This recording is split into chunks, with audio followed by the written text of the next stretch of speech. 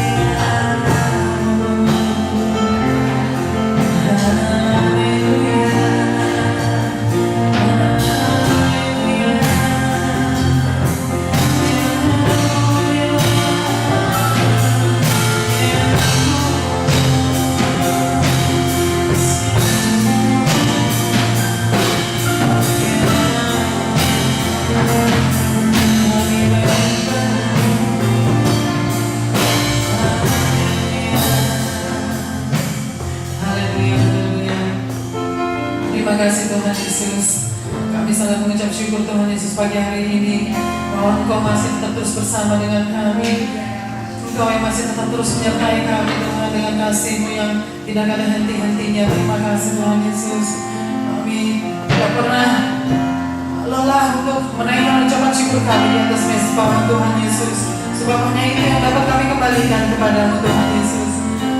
Setelah Engkau berkorban untuk kami, Engkau menebus hidup kami dengan darah-Mu Tuhan. Terima kasih Tuhan Yesus. Haleluya, haleluya, haleluya. Mari kita mau angkat pujian ini sama-sama. Haleluya. It is well. Terima kasih. When peace like a river attended my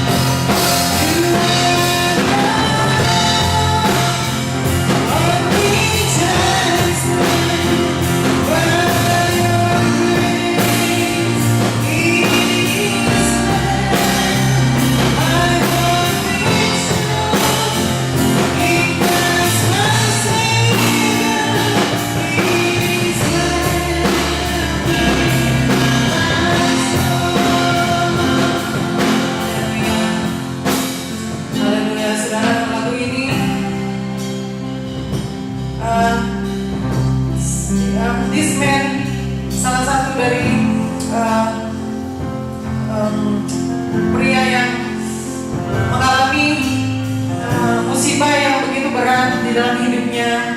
Dia tidak menyangka bahwa dia akan kehilangan seluruh keluarganya pada saat itu. Dan di situ dia kehilangan istri dan 4 anak di saat mereka berlayar naik kapal laut, lalu kapal laut itu dia tenggelam dan di situ dia kehilangan semua keluarganya, saudara. Dan di situ dia memerlukan kekuatan yang dari Tuhan untuk bisa menghadapi, melewati musibah yang menimpa hidupnya, saudara. Dan di situ dia menulis lagu ini dengan penuh broken heart. He's really broke because he lost his family, the whole family. Dan di situ Tuhan bekerja lagu-lagu yang lirik ini yang dia tulis, saudara. Itu betul-betul kekuatan yang Tuhan kasih kepada pria ini, luar biasa, saudara. Biarlah itu boleh menjadi contoh bagi kita, saudara. Saat kita menghadapi musibah apapun, biarlah kekuatan Tuhan, kita harus tetap mengandalkan kekuatan dari Tuhan. Amin. Mari saudara, kita mau ulangi lagi lagu ini. Lagu ini pun saya baru pelajari, saudara. Kita menyanyikan lagi lagu ini, saudara. Haleluya. Haleluya. Haleluya. Terima kasih.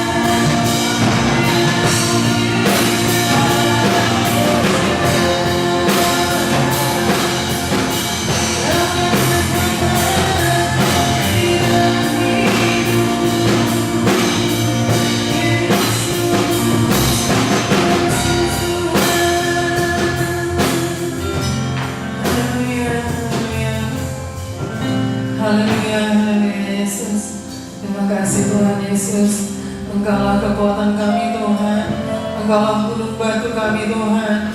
Di saat kami menghadapi segala musibah, segala persoalan, Engkaulah yang sudah menjadi jalan keluarnya, Engkaulah yang sudah menjadi kekuatan di dalam setiap permasalahan kami Tuhan. Terima kasih Tuhan Yesus. Terima kasih Tuhan. Biarlah Kau yang terus menyertai kami Tuhan. Serahkan terus Tuhan kebaktian pagi hari ini Tuhan di dalam tangan-Mu Tuhan. Penuhi kami semua, penuhi ruangan ini dengan hadirat-Mu Tuhan. Terima kasih. Haleluya, haleluya.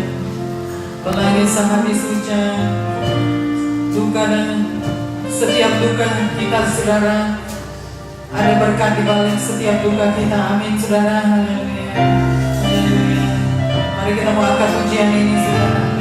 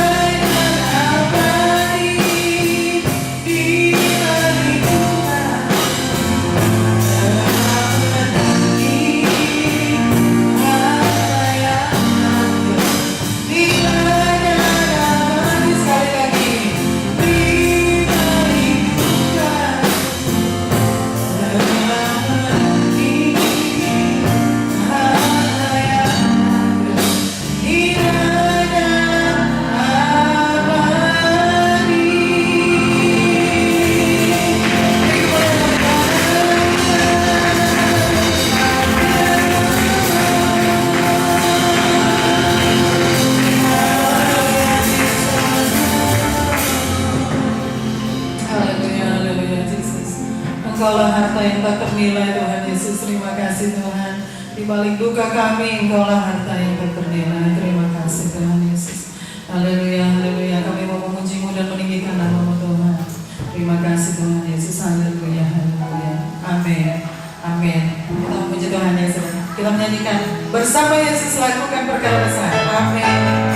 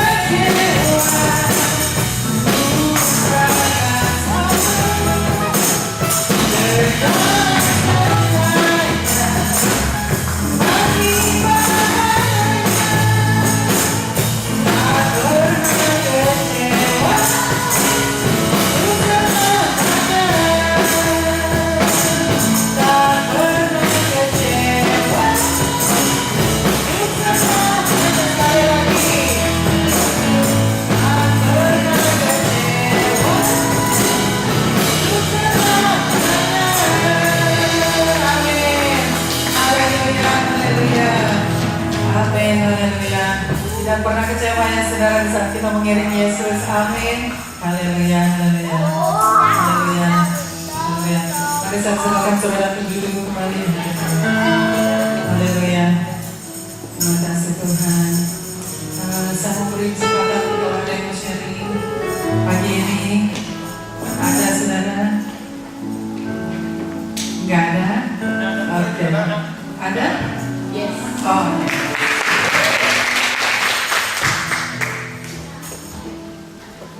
Shalom semuanya. Shalom. Sebenarnya saya nunggu kesempatan ini dari minggu kemarin, cuman kebetulan kemarin Bu Iyi tidak memberi kesempatan, jadi pada begini. Mungkin ada beberapa dari teman yang udah saya ceritakan secara garis besar. Sebenarnya kejadian ini kejadian minggu lalu ada dua hal yang terjadi mukjizat dalam kehidupan saya. Tapi intinya dari kisah saya itu adalah kita mesti berserah kepada Tuhan. Apa yang terjadi? Yang pertama, waktu saya hendak pergi kerja, saya itu mesti bayar uang kartu kredit saya. Dari saya itu mesti buru-buru. Begitu saya sampai, sebelumnya saya mesti ceritakan. Jadi kalau misalnya saya kerja, itu biasanya saya memarkir mobil saya itu tidak di tempat kerja saya, tapi di city di kakak saya. Jadi begitu saya sampai di city, setelah saya pakai mobil saya sudah menyadari kalau misalnya dompet saya tidak ada, dan saya sedikit panik karena nggak ada dompet, nggak ada SIM, berarti semua kartu kredit itu kemana gitu. Sebenarnya bukan karena uangnya, tapi karena kerepotannya mengurus kartu kredit dan lain-lainnya.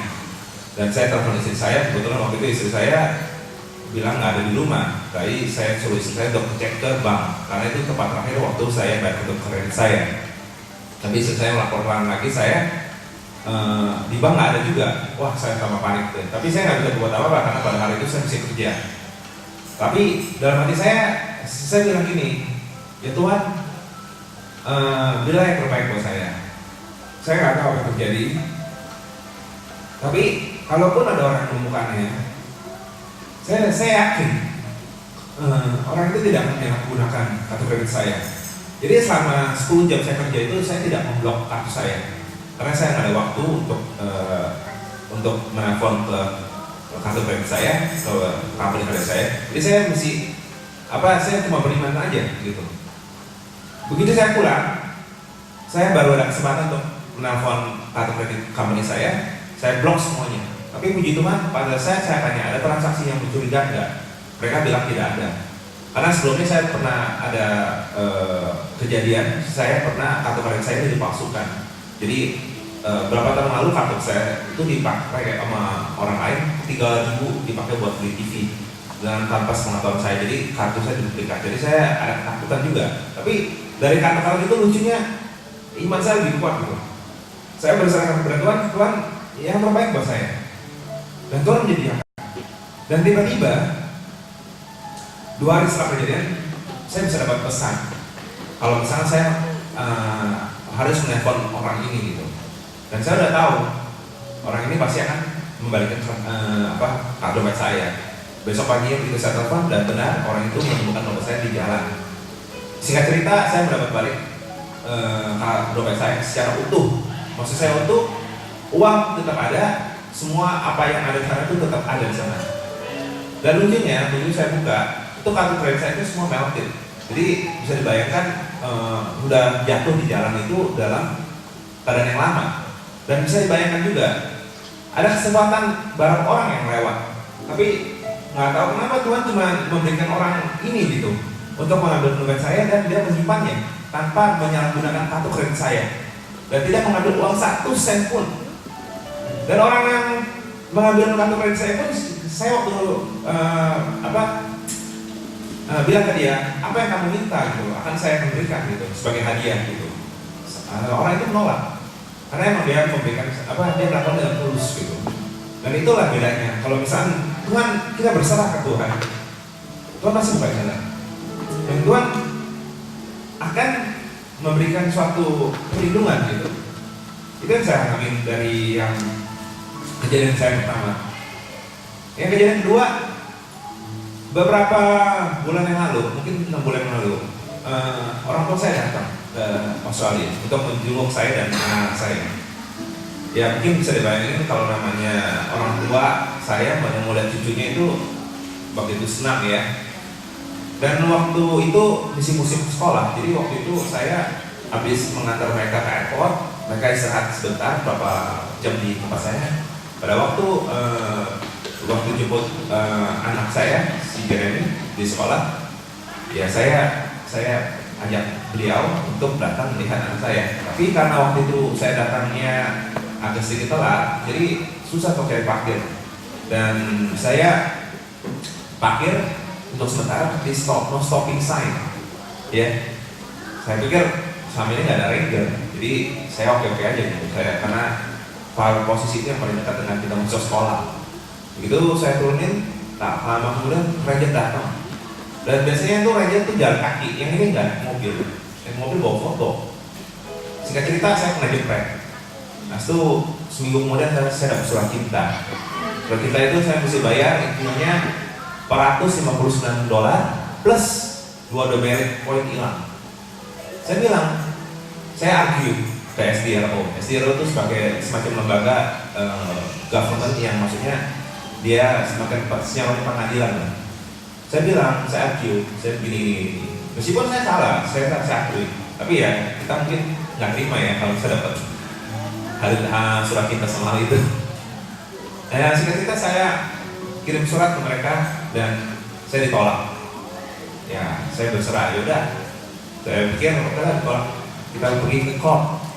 Saya pergi ke court waktu bulan November kemarin.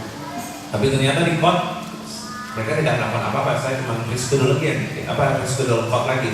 Yang mana court itu akan tanggal 16 Februari ini.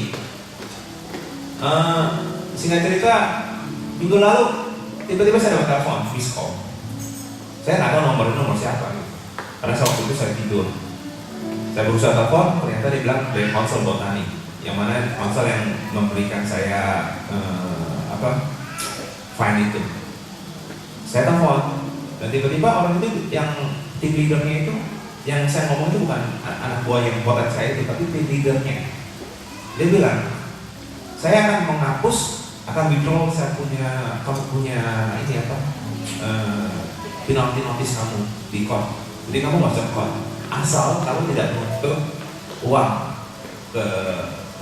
tidak menuntut ke konsol.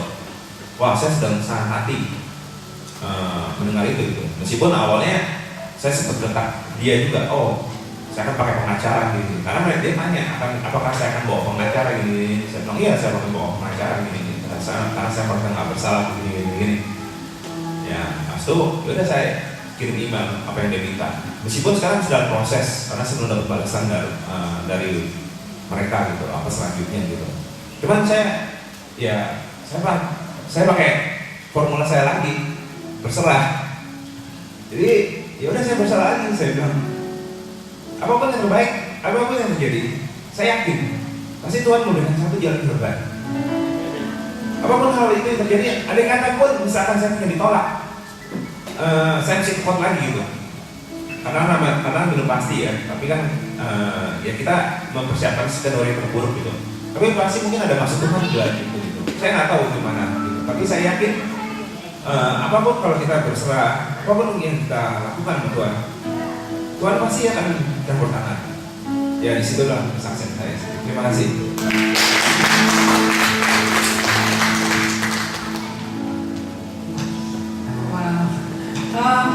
Mari kita mau berikan apresiasi pada Tuhan ya. Tuhan kita baik, amin. Ya luar biasa di saat kita menghadapi segala situasi, apapun situasi itu ya saudara, Tuhan selalu campur tangan ya untuk menolong. There's always protection for us. Terima kasih ya Pak untuk sharingnya, sangat memberkati. Haleluya. Mari kita mau siapkan hati kita saudara. Saya persilakan saudara untuk bangkit berdiri. Kita mau siapkan hati untuk menyambut kebenaran firman Tuhan. Haleluya. Kita mau angkat satu pujian. Haleluya. Saya mau iring Yesus.